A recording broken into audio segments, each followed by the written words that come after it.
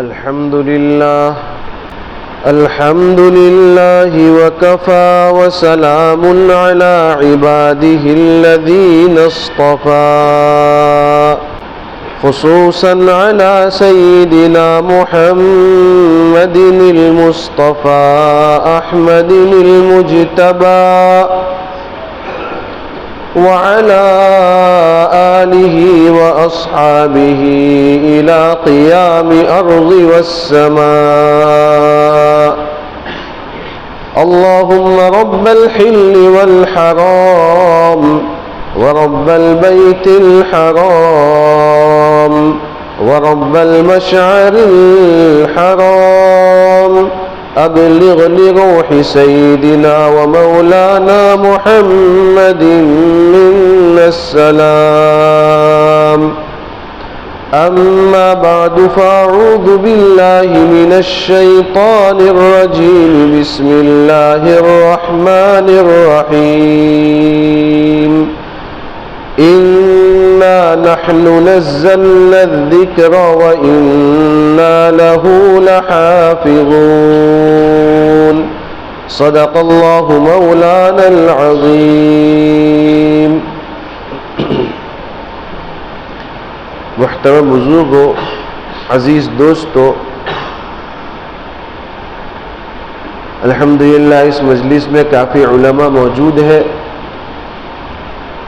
میں جو بھی باتیں پیش کروں گا وہ ان حضرات کے لیے نہیں ہے، عوام الناس کو کچھ باتیں پیش کروں گا.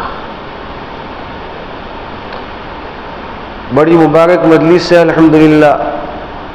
2 بچوں نے حفظ قرآن مکمل کیا.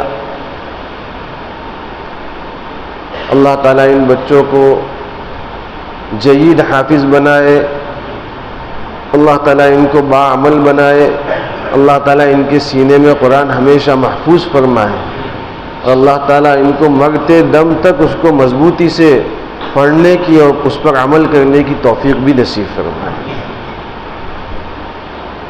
یہ جب پڑھ رہے تھے اس وقت مجھے اپنا ایک واقعہ یاد آیا. میں نے جو اپنا حفظ قرآن کیا تھا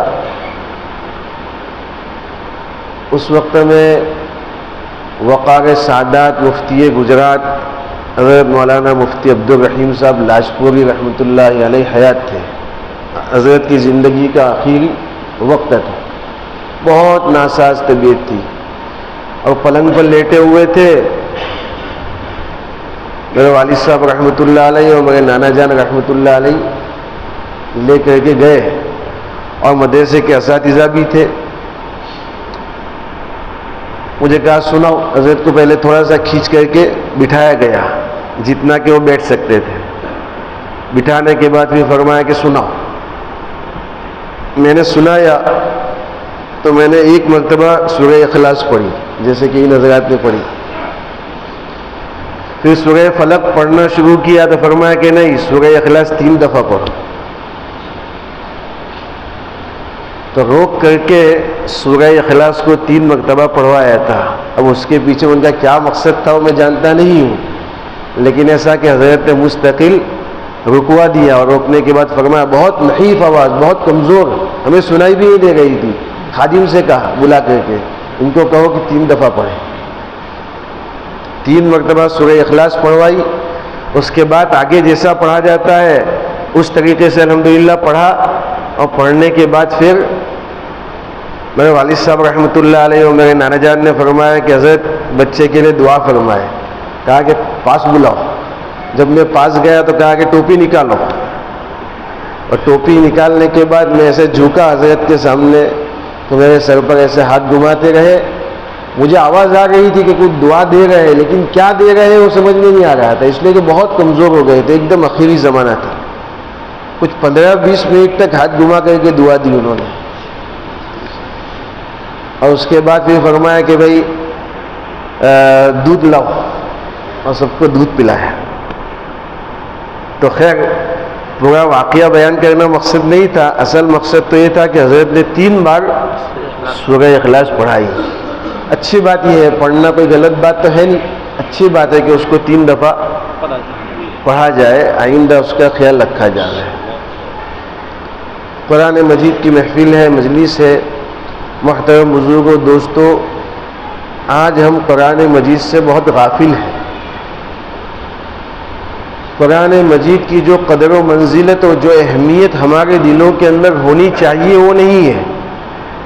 زبان سے تو ہم بولتے ہیں، لیکن حقیقت میں اس کی جو قدر و قیمت ہے اور اس کی اہمیت جو ہے وہ آج ہمارے اندر موجود نہیں ہے جیسی ہونی چاہیے ویسی۔ صحابہ کرام رضوان اللہ تعالی علیہم اجمعین نے بہت قربانیاں دی ہیں، ہم نے تو وہ قربانیاں نہیں دی۔ ہمیں تو الحمدللہ عرب کہاں ہے، عرب میں قرآن مجید نازل ہوا، وہاں سے پھر ہم ہیں عجم میں اور ہندوستان میں بہت دور ہے، اس کے باوجود قرآن یہاں بیٹھے بٹھائے ہمیں مل گیا، دفتین کے اندر موجود ہے، اچھی اچھی شکلوں کے اندر محفوظ ہے، اور بہت آسانی کے ساتھ یہ اللہ کی بہت عظیم نعمت ہمارے ہاتھ لگ گئی۔ گویا کہ جو چھپڑ پھاڑ کر کے نعمت ملتی ہے ان نعمتوں میں سے ایک نعمت ہے جو ہمیں ملی ہے، لیکن اتنی آسانی کے ساتھ ملی ہے کہ جس کا بیان کرنا مشکل ہے۔ اس وجہ سے آج اس کی جو قدر و قیمت اور جو منزلت ہمارے دلوں کے اندر ہونی چاہیے وہ نہیں ہے، اس سے ہم دور ہیں۔ صحابہ کرام رضوان اللہ تعالی علیہم اجمعین نے اس کے لیے کیا کیا قربانیاں پیش کی۔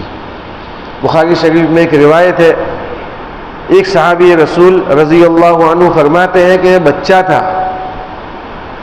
مدینہ طیبہ سے بہت دور رہتا تھا، فاصلے پر رہتا تھا، بار بار مدینہ جانا آنا بہت دشوار تھا۔ میں جس گاؤں میں رہتا تھا وہ گاؤں بھی بہت دور تھا۔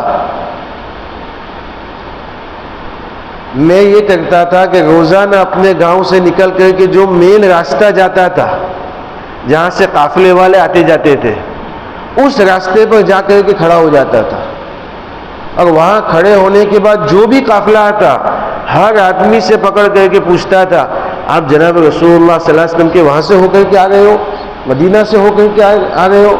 کہا کہ جی ہاں، ہم وہیں سے آ رہے ہیں۔ کیا آپ کے پاس قرآن مجید کی کوئی ایک آیت ہے تو مجھے بتلا دو۔ کوئی ایک آیت بتلاتا، پھر کسی ایک کے پاس جاتے، آپ کے پاس ایک آیت ہو تو میں بتلا دو، وہ ایک آیت بتلاتا۔ الگ الگ گھومتے وہ پورے قافلے کے پاس، اور گھومنے کے بعد جو شخص جس قرآن مجید کی آیت کو بتلاتا، کوئی نے ایک بتلائی، کوئی نے دو بتلائی، کوئی نے تین بتلائی، اس کو لے کر کے لکھ لیتے تھے اور پھر اس کو یاد کر کے اس کو محفوظ کرتے تھے۔ قرآن مجید کی نعمت کو لینے کے لیے ان کو یہ قربانی پیش کرنی پڑی۔ جیسے آج ہمیں آسانی سے ملی ہے، اتنی آسانی سے ان حضرات کو قرآن مجید نہیں ملا تھا۔ انہوں نے بہت قربانیاں دی، جان کی بھی قربانی دی، مال کی بھی قربانی دی، بڑے حالات سے بھی گزرے ہیں، لہذا ان کے دلوں کے اندر قرآن مجید کی جو قدر و قیمت تھی اور قرآن مجید کی جو عظمت تھی اس کا بیان کرنا مشکل ہے۔ لیکن آج وہ چیز ہمارے اندر ہے تو صحیح، نہیں ہے ایسا نہیں کہتا ہوں، لیکن جیسی ہونی چاہیے، جس مرتبے کی ہونی چاہیے، اس کے لیے جیسی کاوشیں ہونی چاہیے ویسی نہیں ہے، ویسی نہیں ہے۔ حضرات انبیاء علیہ الصلاۃ والسلام کو اللہ تعالیٰ نے دنیا کے اندر بھیجا، کم و بیش 1.25 لاکھ انبیاء علیہ الصلاۃ والسلام دنیا کے اندر آئے۔ انبیاء علیہ الصلاۃ والسلام کی صداقت اور ان کو پروف کے لیے اللہ تعالیٰ کی طرف سے معجزات اور آیات نشانیاں دی گئی، جس کی وجہ سے وہ قوم کے پاس جا کر کے کہہ سکے کہ ہم نبی ہیں، ہم پیغمبر ہیں۔ اب وہ پروف مانگیں گے، آپ پیغمبر ہیں، اس کی دلیل کیا ہے، اس کا کیا پروف ہے، اس کی کیا نشانی ہے، لہذا وہ پیش کرنا پڑے گا۔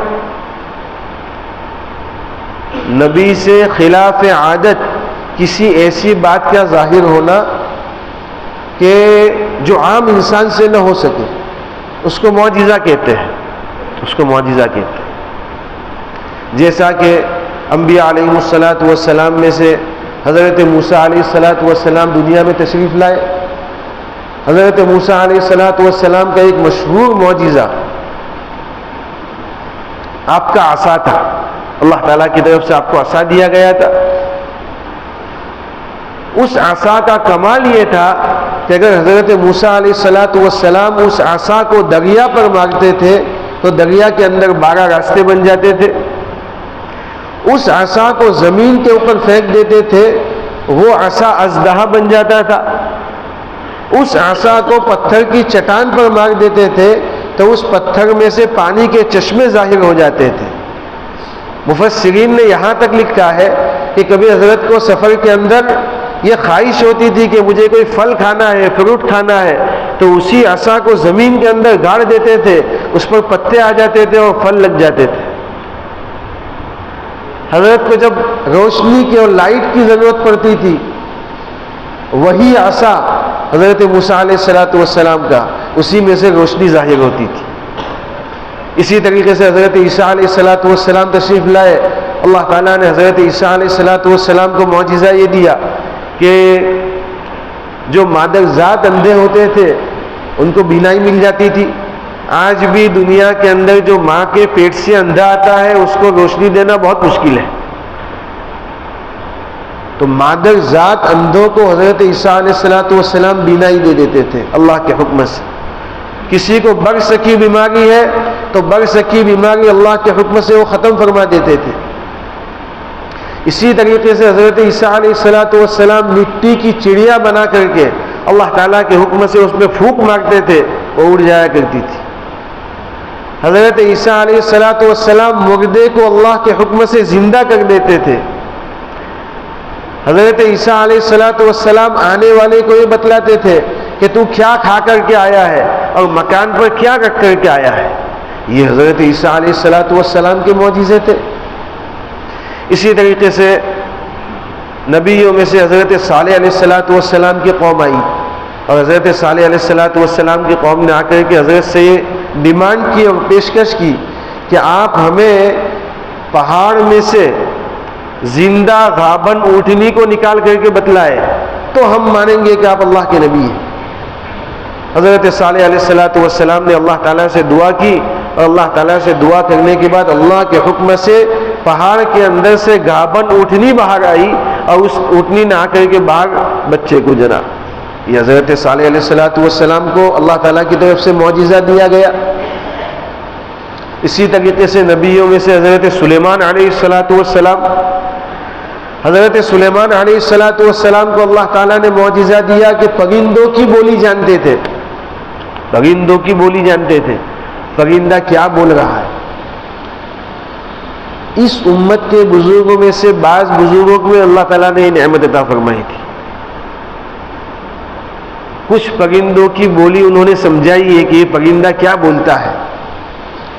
جب پرندہ بولتا ہے، مثال کے طور پر چڑیا بولتی ہے، تو ہمیں ایسا لگتا ہے کہ چی چی چی چی بولتی ہے، نہیں، چی چی نہیں بولتی ہے، ایسا بولتی ہے ربی ربی ربی ربی، میرے پروردگار میرے پروردگار میرے پروردگار، اس طریقے سے بولتی ہے۔ مرغا جو بولتا ہے وہ یہ بولتا ہے کہ اذکر اللہ اذکر اللہ اذکر اللہ، اللہ کو یاد کرو، اللہ کو یاد کرو، اللہ کو یاد کرو۔ تو حضرت سلیمان علیہ السلام کو اللہ تعالیٰ نے پرندوں کی بولی سمجھائی تھی۔ اسی طریقے سے حضرت سلیمان علیہ السلام کے لیے اللہ تعالیٰ نے ہوا کو مسخر کر دیا تھا، ہوا پر ان کا پورا کنٹرول تھا۔ حضرت کا تخت ہوا کے اوپر اڑتا تھا اور مہینوں کا سفر ایک دن میں طے کر کے آ جاتے تھے۔ اس طریقے کی اللہ تعالیٰ نے آپ کو معجزہ عطا فرمایا تھا۔ حضرت داؤد علیہ السلام کے ہاتھوں پر اللہ تعالیٰ نے لوہے کو موم کر دیا تھا، لوہے کو نرم بنا دیا تھا، بس ہاتھ میں لیتے اور جیسے موڑنا چاہتے تھے ویسا وہ موڑ لیتے تھے۔ یہ حضرت داؤد علیہ السلام کے لیے اللہ تعالیٰ نے معجزے۔ تو بتلانا یہ ہے کہ تمام انبیاء علیہ السلام کو اللہ تعالیٰ نے کچھ نہ کچھ معجزات، کچھ نہ کچھ نشانیاں اور کچھ نہ کچھ آیات دی ہوئی ہوتی تھی کہ جس کی وجہ سے وہ امت کے سامنے جا کر کے اگر امت پوچھے گی کہ ہم کیسے مانیں آپ کو کہ اللہ کے پیغمبر ہے، یا کبھی ان کی طرف سے ڈیمانڈ ہوتی تھی تو وہ یہ ایسی کچھ نشانیاں اور معجزے بتلا دیتے تھے جس کی وجہ سے لوگوں کو کیا ہو جاتا تھا، تسلی ہو جاتی تھی کہ ہاں یہ پکے سچے پیغمبر ہیں۔ اللہ تعالیٰ نے جو سب سے اخیر میں آنے والے پیغمبر ہے جناب محمد رسول اللہ صلی اللہ علیہ وسلم کو بہت سارے معجزات عطا فرمائے، بہت سارے معجزات عطا۔ علامہ سیوطی رحمۃ اللہ علیہ نے فرمایا ہے کہ جناب رسول اللہ صلی اللہ علیہ وسلم کو اللہ تعالیٰ نے 3000 معجزات عطا فرمائے ہیں، اور بعض بزرگوں کا یہ فرمانا ہے کہ نہیں 3000 نہیں 10,000 معجزات اللہ نے جناب رسول اللہ صلی اللہ علیہ وسلم کو عطا فرمائے۔ تو ان سب معجزوں میں قرآن مجید آپ کا ایک علمی اور آپ کا ایک زندہ اور جاوید معجزہ ہے، آج تک باقی ہے اور انشاءاللہ قیامت تک باقی رہے گا۔ اللہ تعالیٰ کی دی ہوئی ایک ایسی کتاب ہے اور ایک ایسی لازوال نعمت ہے جو ہمارے نبی محمد رسول اللہ صلی اللہ علیہ وسلم کو معجزے کے طور پر اللہ تعالیٰ نے عطا فرمائی ہے۔ تو یہ آپ کا بہت بڑا معجزہ ہے۔ دیکھو پہلی امتوں میں تو کیا تھا، جب پیغمبر زندہ ہوتے تھے وہاں تک ان کے معجزے رہتے تھے، لیکن جس دن پیغمبر دنیا سے پردہ فرما گئے وہ معجزہ بھی ختم ہو جاتا تھا۔ آج اگر کسی کو حضرت موسیٰ علیہ السلام کی لاٹھی مل جاوے، وہ اژدہا نہیں بن سکتی ہے، وہ پانی کے اندر 12 راستے نہیں بنا سکتی ہے۔ کیوں؟ اس لیے کہ وہ حضرت موسیٰ علیہ السلام کی ذات کے ساتھ خاص تھا۔ جب وہ دنیا سے تشریف لے گئے وہ معجزہ بھی کیا ہو گیا؟ ختم ہو گیا۔ لیکن جناب رسول اللہ صلی اللہ علیہ وسلم کو اللہ تعالیٰ نے جتنے بھی معجزات عطا فرمائے جب وہ دنیا سے تشریف لے گئے وہ ختم ہوئے، لیکن قرآن مجید ایک ایسا معجزہ عطا فرمایا کہ آپ کے دنیا سے جانے کے بعد بھی آج وہ زندہ ہے اور قیامت تک بھی کیا رہے گا؟ زندہ رہے گا۔ قرآن بڑی عظیم الشان کتاب ہے اللہ تعالیٰ کی۔ اسی لیے حضرت مولانا ابو الحسن علی میاں ندوی رحمۃ اللہ علیہ نے فرمایا ہے کہ قرآن مجید کی ایک ایک سورت معجزہ ہے، قرآن مجید کی ایک ایک آیت معجزہ ہے۔ قرآن مجید کو اللہ تعالیٰ نے جس دن اتارا آج بھی ہو بہو اسی طریقے سے وہ موجود ہے، نہ اس میں سے کچھ کم ہوا ہے نہ اس میں سے کچھ گم ہوا ہے، بلکہ جو چیز جیسی تھی ویسی ہی ہے، کوئی حرف آگے پیچھے نہیں، زبر زیر کا فرق نہیں، جیسا اللہ نے اس کو اتارا اسی طریقے سے آج وہ موجود ہے۔ اور غور کرنے کی بات ایک یہ بھی ہے کہ قرآن مجید تمام کتابوں میں سب سے افضل کتاب ہے۔ اللہ تعالیٰ نے تمام نبیوں میں جو سب سے افضل نبی تھے ان پر قرآن مجید کو اتارا، اور جس واسطے سے اتارا ہے یعنی حضرت جبریل امین علیہ السلام، وہ تمام فرشتوں میں سب سے زیادہ افضل فرشتے تھے، اللہ نے ان کے ذریعے سے اتارا۔ تمام امتوں میں جو سب سے افضل امت ہے یعنی امت محمدیہ صلی اللہ علیہ وسلم، اللہ تعالیٰ نے قرآن مجید اس افضل امت پر اتارا ہے۔ تمام دنیا کی جگہوں میں سب سے زیادہ جو افضل جگہ ہے یعنی مکہ اور مدینہ، اللہ تعالیٰ نے سب سے افضل جگہ پر اپنی سب سے افضل کتاب کو نازل فرمایا ہے۔ اور مہینوں کا سردار یعنی رمضان المبارک، اس رمضان المبارک کے اندر جو سب سے زیادہ فضیلت رکھنے والا مہینہ ہے، اسی مہینے کے اندر اللہ تعالیٰ نے قرآن مجید کو نازل فرمایا ہے۔ تو قرآن ایک عظیم الشان کتاب ہے، اسی لیے جناب رسول اللہ صلی اللہ علیہ وسلم نے فرمایا ہر قوم کے لیے، ہر امت کے لیے، ہر انسان کے لیے، ہر قبیلے کے لیے کوئی نہ کوئی چیز فخر کی ہوا کرتی ہے، کوئی نہ کوئی چیز شرف کی ہوا کرتی ہے جس کی وجہ سے وہ تفاخر حاصل کرتے ہیں، اور میری امت کا فخر اور میری امت کا شرف قرآن مجید ہے۔ قرآن مجید سے بڑھ کر کے اور کوئی چیز نہیں ہو سکتی ہے۔ تو محترم بزرگوں، دوستو، آپ کو یہ بتلا رہا تھا کہ قرآن مجید سب سے عظمت والی کتاب ہے، قرآن مجید سب سے شرف والی کتاب ہے، قرآن مجید سب سے مقدس کتاب ہے۔ اس کتاب کو اللہ تعالیٰ نے ہمیں عطا فرمایا ہے۔ بڑے ہی خوش نصیب ہے اور بڑے ہی قابل مبارکباد ہے یہ بچے، یا دنیا کے اندر جو بچے ہیں قرآن مجید کو حفظ کرتے ہیں، حدیث پاک میں ان کے لیے بڑی بڑی فضیلتیں وارد ہوئی ہیں۔ جناب رسول اللہ صلی اللہ علیہ وسلم نے فرمایا کہ جس بچے قرآن مجید کو حفظ کر لیا اس نے اپنی پسلیوں میں فیض کو محفوظ کر لیا۔ بڑی شاندار ان کے لیے فضیلت ہے۔ اسی طریقے سے جناب رسول اللہ صلی اللہ علیہ وسلم نے فرمایا کل قیامت کے دن اللہ تعالیٰ کی طرف سے حافظ قرآن کو کہا جائے گا کہ تو پڑھتا جا اور چڑھتا جا، پڑھتا جا اور چڑھتا جا، جہاں جا کر کے تیرا قرآن ختم ہوگا وہی تیرا مقام ہے۔ قرآن پڑھنا شروع کرے گا اعوذ باللہ بسم اللہ سے لے کر کے سورہ فاتحہ سے لے کر کے والناس تک، جہاں تک وہ پڑھتا جائے گا اسی درجے کے حساب سے وہ چڑھتا رہے گا، چڑھتا رہے گا، چڑھتے چڑھتے سب سے افضل مقام پر جا کر کے اس کو جگہ ملے گی۔ یہ اس حافظ قرآن کے لیے بڑی شرف والی بات ہے، بڑی فضیلت والی بات ہے۔ اسی طریقے سے حدیث پاک میں فرمایا گیا، جناب رسول اللہ صلی اللہ علیہ وسلم نے فرمایا کہ حافظ قرآن، ایک حافظ قرآن کسی کے گھر میں پیدا ہو گیا، وہ حافظ قرآن 10 ایسے شخصوں کو کہ جن پر جہنم واجب ہو چکی ہے، جہنم میں جانے کا فیصلہ ہو چکا ہے، ایسے 10 شخصوں کو جنت میں لے جانے کا فیصلہ اللہ سے کروا لے گا۔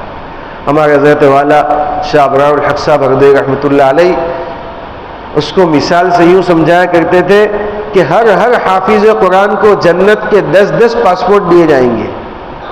ہر حافظ قرآن کو جنت کے 10 پاسپورٹ دے دیے جائیں گے اور اس کو کہا جائے گا کہ تمہیں جنہیں جنت میں لے جانا ہے ان کو جنت میں لے جاؤ۔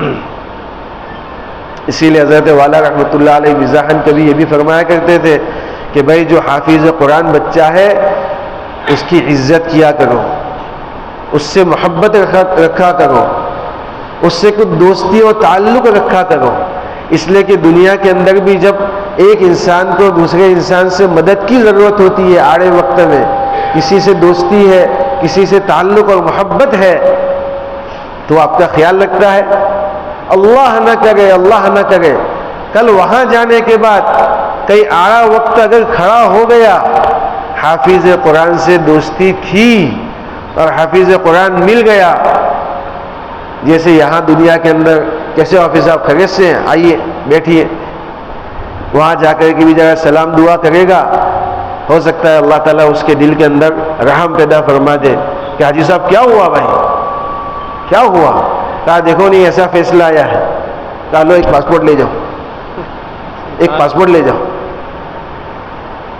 یہ ہے دنیا کے اندر بھی کسی کے پاس سے ہمیں کوئی چیز لینی ہوتی ہے یا حاصل کرنی ہوتی ہے، اس سے تعلق رکھنا پڑتا ہے۔ حضرت والا رحمۃ اللہ علیہ فرمایا کرتے تھے دیکھو بھائی مسجد میں نماز پڑھنے کے لیے سب آتے ہیں، امام صاحب بھی اللہ کے بندے ہیں اور مقتدی بھی سب اللہ کے بندے ہیں،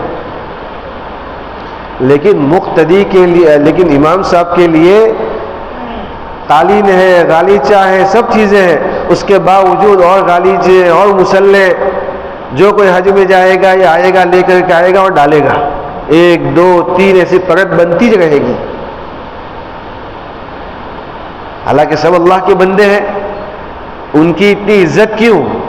ان کی عزت اس وجہ سے کہ وہ حافظ قرآن ہے، اور حافظ قرآن ہونے کی وجہ سے دوسرے لوگوں میں ممتاز ہے، اور ساتھ ساتھ ہمارے امام بھی ہے، لہذا ان کی ویسی عظمت بھی ہونی چاہیے۔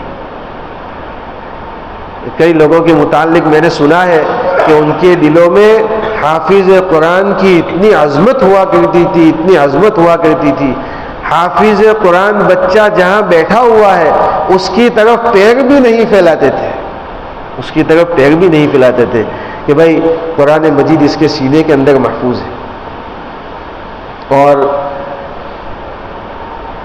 حضرت جلال الدین سیوطی رحمۃ اللہ علیہ نے ایک واقعہ بیان کیا ہے کہ ایک ماں تھی، اس کا بچہ حافظ قرآن تھا، ایک مرتبہ اس کا انتقال ہو گیا، انتقال ہونے کے بعد بچہ کا یہ معمول تھا کہ روزانہ اپنی والدہ کی قبر پر جا کر کے قرآن مجید کو پڑھتا تھا، روزانہ جب جاتا تھا، عام طور سے ہماری بھی عادت ہوتی ہے قبرستان کی طرف جاتے ہیں تو پڑھتے چلے جاتے ہیں، وہ بھی بیچارہ ایسے ہی پڑھتے چلا جا رہا تھا۔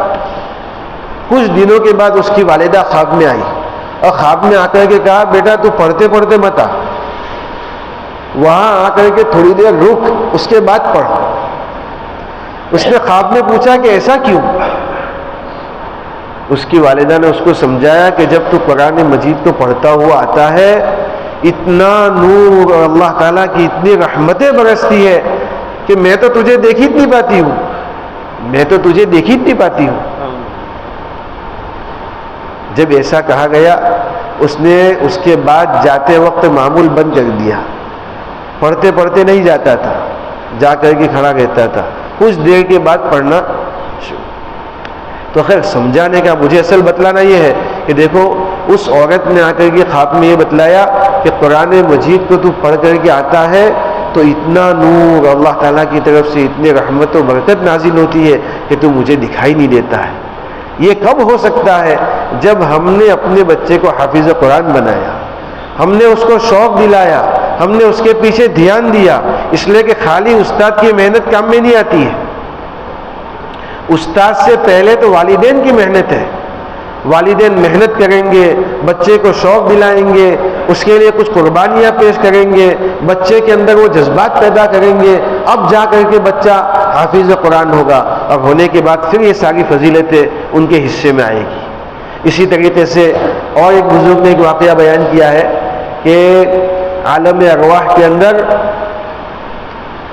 کوئی آدمی جب پڑھتا ہے تو پڑھنے کے بعد اس کا جو ثواب ہوتا ہے وہ سب کے اندر بانٹا جاتا ہے، تقسیم کیا جاتا ہے۔ عالم ارواح کے اندر یہ دیکھا گیا کہ ایک عورت ہے، جب ثواب تقسیم کیا جاتا ہے تو وہ عورت ایسی ہی کھڑی رہتی ہے، دوسرے سب ثواب لینے کے لیے بھاگتے ہیں، وہ عورت ویسے ہی کھڑی رہتی ہے۔ کچھ دنوں کے بعد ایسا ہوا کہ جب ثواب تقسیم ہونے لگا وہ عورت بھی جلدی سے بھاگی۔ کسی نے خواب کے اندر ان سے پوچھا کہ آپ کا جو یہ عالم ہے یہ دیکھ کر کہ ہماری سمجھ میں نہیں آیا کہ ابھی تک تو آپ ٹھہرے رہتے ہیں، ثواب لینے کے لیے نہیں جاتے تھے، اور اب سے آپ نے بھی ثواب لینے جانا شروع کر دیا، اس کی کیا وجہ ہے؟ کہا بھائی میرا بچہ حافظ قرآن تھا، وہ روزانہ مجھے اتنا پڑھ کر کے بخشتا تھا، اتنا پڑھ کر کے بخشتا تھا کہ اوروں کو ثواب آتا تھا تو میں لینے نہیں جاتی تھی کہ ان کو فائدہ زیادہ پہنچے گا، اس لیے کہ مجھے تو میرا بچہ بھیج ہی دیتا ہے، مجھے ضرورت نہیں تھی۔ لیکن اب یہ ہوا کہ اس کا بھی انتقال ہو چکا ہے اور اب وہ مجھے پڑھ نہیں پاتا ہے، اس وجہ سے میں بھی خود ثواب کی محتاج ہو گئی ہوں، اس وجہ سے میں ثواب لینے کے لیے چلی جاتی ہوں۔ تو محترم بزرگوں، دوستو، دنیا کی زندگی بہت فانی زندگی ہے، کب تک کی ہے ہمیں معلوم نہیں ہے، آنا بھی ہمیں معلوم نہیں تھا کہ دنیا میں کب آئیں گے، اور یہاں سے کب جائیں گے یہ بھی ہمیں کیا نہیں ہے، معلوم نہیں ہے۔ لہذا دنیا کے اندر رہتے ہوئے اپنی آخرت کو بنانے کی فکر ہونی چاہیے۔ قرآن مجید خود پڑھ کر کے یا قرآن مجید بچے کو یا بچیوں کو حافظ بنا کر کے انشاءاللہ ہماری آخرت میں کیا ہو سکتی ہے، کامیابی ہو سکتی ہے۔ ورنہ فرمایا گیا ہے کہ ایک مرتبہ وہاں لوگ ترستے ہیں، ایک مرتبہ کوئی قل هو اللہ پڑھ دے اور اس کا ثواب ہمیں مل جائے، ایسی حالت ہوتی ہے۔ جس نے اپنے بچے کو حافظ قرآن بنایا اس آدمی کے لیے کتنی آسانی اور کتنی خوش نصیبی کی بات ہے، روزانہ بچہ پڑھتا ہے اور اپنے والدین کو کیا کرتا ہے، اِشارے ثواب کرتا ہے۔ محترم بزرگوں، دوستو، اس بات کا خیال رکھنا ضروری ہے کہ ہم دنیا کے اندر رہتے ہوئے آج امت قرآن سے بہت دور ہو گئی، جتنا قرآن مجید پڑھنا چاہیے اس سے بھی ہم بہت غافل ہو گئے، اور ہم کہتے یہ ہیں کہ وقت نہیں ملتا ہے، فرصت نہیں ہوتی ہے، حقیقت میں غفلت ہے، حقیقت میں غفلت ہے۔ حضرت امام شافعی رحمۃ اللہ علیہ کے متعلق لکھا ہوا ہے کہ حضرت امام شافعی رحمۃ اللہ علیہ دن میں 2 قرآن مجید مکمل پڑھ لیا کرتے تھے۔ اسی طریقے سے حضرت شیخ الحدیث مولانا محمد زکریا صاحب کاندھلوی رحمۃ اللہ علیہ نے فرمایا ہے کہ میری دادی صاحبہ جو تھی رمضان المبارک میں روزے کے ساتھ گھر کے سارے کام کاج جو ہے وہ سنبھالنے کے ساتھ ساتھ برتن دھونا کہ جھاڑو لگانا کہ اور بھی کوئی کام کاج، یہ سب کرنے کے ساتھ روزانہ 40 پارے پڑھا کرتی تھی، 40 پارے۔ اسی طریقے سے شیخ الحدیث حضرت مولانا محمد زکریا صاحب رحمۃ اللہ علیہ کی عادت شریفہ یہ تھی کہ رمضان کے اندر ایک پارے کو 30 مرتبہ پڑھتے تھے، یعنی ایک دن میں پورا قرآن مجید کو پڑھنے کا کیا تھا؟ معمول تھا۔ تو ہم تو رمضان کے علاوہ بھی قرآن مجید کو پڑھنے سے کافی غفلت برتتے ہیں، اور رمضان المبارک کے اندر بھی جیسا مجاہدہ کرنا چاہیے، جیسی کوشش کرنی چاہیے، کیا معلوم یہ رمضان تو ملا ہے، آئندہ رمضان ملے گا کہ نہیں ملے گا، کیا معلوم۔ زندگی کے جو لمحات مل گئے ہیں اس کی ہمیں کیا ہونی چاہیے؟ قدر ہونی چاہیے، اور اس کی فکر بھی ہونی چاہیے، ورنہ شیطان تو آ کر کے ہمیشہ انسان کو ورغلاتا ہے اور یہ کہتا ہے کہ ابھی تو جوان ہے، ابھی تھوڑی جانا ہے، ابھی بڈھا ہوگا، بڈھا ہونے کے بعد کہیں بہت وقت لگے گا، ابھی اس کی کیا فکر ہے۔ لیکن آج کل سوچنے کی بات یہ ہے کہ ماشاءاللہ بڈھے تو مضبوط ہے، وہ جلدی سے نہیں جاتے ہیں، جوان آدمی کا فیوز بہت جلدی اڑ جاتا ہے، ایک جھٹکا کھاتا ہے کہ چلا جاتا ہے، ایک جھٹکا کھاتا ہے کہ چلا جاتا ہے۔ اور ماشاءاللہ جو بڑے حضرات ہیں پہلے کا اچھا خاصا کھائے ہوئے بھی ہے، اور اللہ تعالیٰ نے ان کے نصیب میں لکھا ہوا بھی ہے، تو بڑے مضبوط ہے، وہ بڑے مضبوط ہے۔ چند باتیں بچے جو حافظ ہو گئے ان کو ہی بتا دی جائے کہ دیکھو حافظ ہونے کے بعد حفظ قرآن تو بہت بڑی فضیلت ہے، جیسا کہ میں نے آپ کی خدمت میں کچھ باتیں پیش کی، لیکن اس کو اب زندگی بھر سنبھالنے کی اور یاد رکھنے کی فکر یہ ان پر ضروری ہو جاتی ہے۔ قرآن مجید کی تلاوت ہمیشہ کرتے رہے، اپنے استاد کو یا اپنے ساتھی کو روزانہ قرآن مجید کچھ پڑھ کر کے سنانے کا معمول رکھا جاوے۔ اسی طریقے سے رمضان المبارک کے اندر موقع ہو تو محراب سنائی جاوے، چاہے 4 رکعت سناوے لیکن ضرور سے محراب سنائی جاوے۔ اسی طریقے سے ہمارے استاد فرمایا کرتے ہیں کہ بھائی رمضان المبارک میں اپنے استاد کو سنانے کے ساتھ ساتھ مغرب کے بعد کھانے پینے کی فکر کچھ کم کرو، کچھ کم رکھو، اور اوابین میں یا چند نفلوں میں کھڑے ہو کر کے ان پاروں کو پڑھ لیا کرو، انشاءاللہ وہ آپ کے سینے میں بہت مضبوطی سے جم جائے گا۔ قرآن مجید کو نماز کے اندر جب پڑھا جاتا ہے وہ قرآن اس بچے کے ذہن میں اور اس بچے کے سینے کے اندر محفوظ ہو جاتا ہے، مضبوط ہو جاتا ہے۔ حضرت شیخ یونس محدث جون پوری رحمۃ اللہ علیہ کے پاس میں گیا ہوا تھا، حضرت والا خود حافظ قرآن نہیں تھے، اس لیے حافظ قرآن بچے کی بہت قدر، بہت عظمت ان کے دل کے اندر تھی۔ مجھے بلایا یہاں پر، میں جا کر کے بیٹھا، حافظ قرآن ہو؟ بہت دفعہ پوچھتے تھے حافظ قرآن ہو؟ جی حضرت حافظ قرآن ہو۔ ماشاءاللہ ماشاءاللہ۔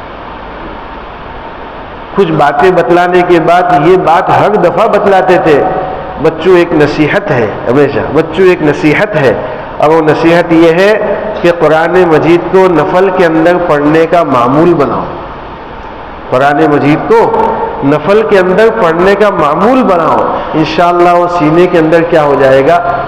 مضبوط ہو جائے گا، محفوظ ہو جائے گا۔ لہٰذا یہ کریں گے نا انشاءاللہ، جتنا دور زیادہ سنائیں گے اتنا ہی قرآن مجید آپ کے سینے کے اندر کیا ہو جائے گا؟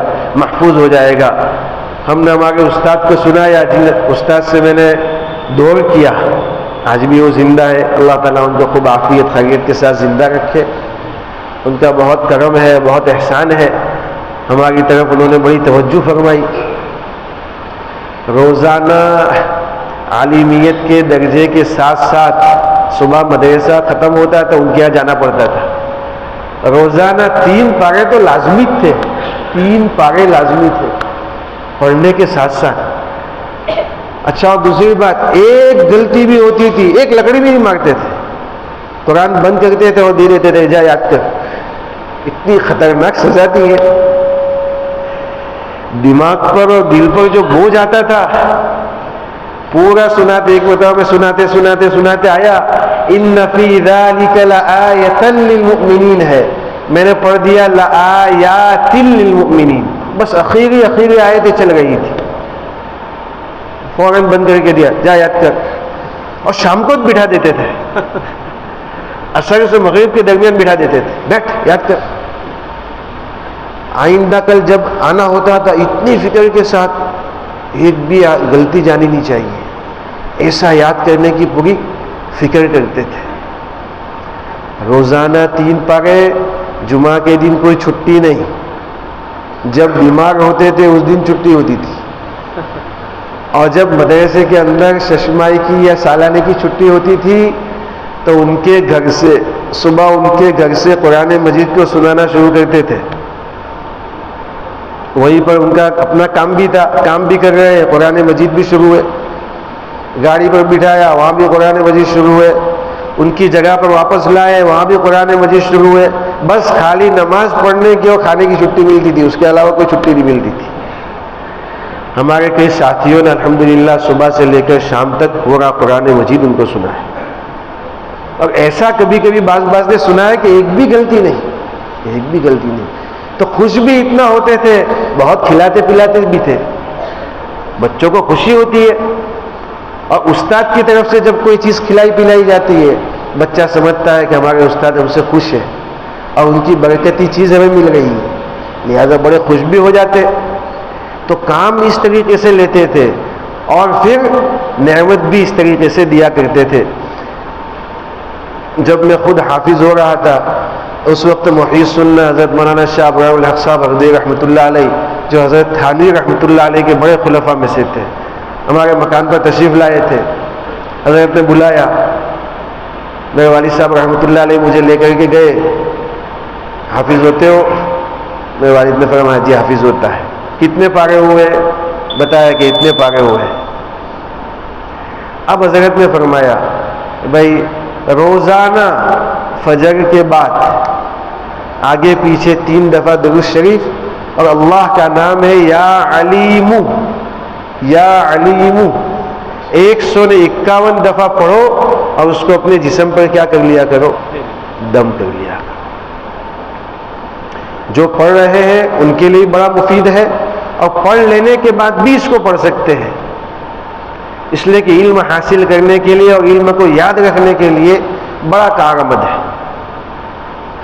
تو یہ بچوں کے سلسلے کی کچھ بات تھی کہ اس معاملے میں فکر رکھے، اور استاد کو بھی چاہیے، اس لیے کہ خالی بچے فکر رکھے یہ بھی ضروری ہے، تو نادان ہے، نہ سمجھ ہے. والدین کی فکر بھی ضروری ہے اور اپنے استاد کی فکر بھی ضروری ہے. استاد کو چاہیے شوق دلائے، رغبت بھی بتلائے ان کو، بھائی اس طریقے سے کرو، اس طریقے. بچہ لگ جاتا ہے، شوق کے ساتھ کام کو انجام دے دیتا ہے. لہذا استاد کی فکر اتنی نہیں ہونی چاہیے کہ قرآن مجید کو حافظ کروا دیا اور چھوڑ دیا. نہیں، قرآن مجید کو حافظ بنانے کے بعد اب اس کو جمانے کے لیے کیا فکر کرنی ہے یہ بھی ضرور سے کون بتلائیں گے؟ استاد بتلائیں گے. اللہ تعالیٰ کہنے سننے سے زیادہ عمل کی توفیق نصیب فرمائے. جو باتیں کہی گئی ہیں اس کو صحیح طریقے سے سمجھنے کی توفیق نصیب فرمائے. اللہ تعالیٰ ہمارے یہاں بیٹھنے کو قبول فرمائے. وآخر دعوانا الحمد للہ رب العالمین.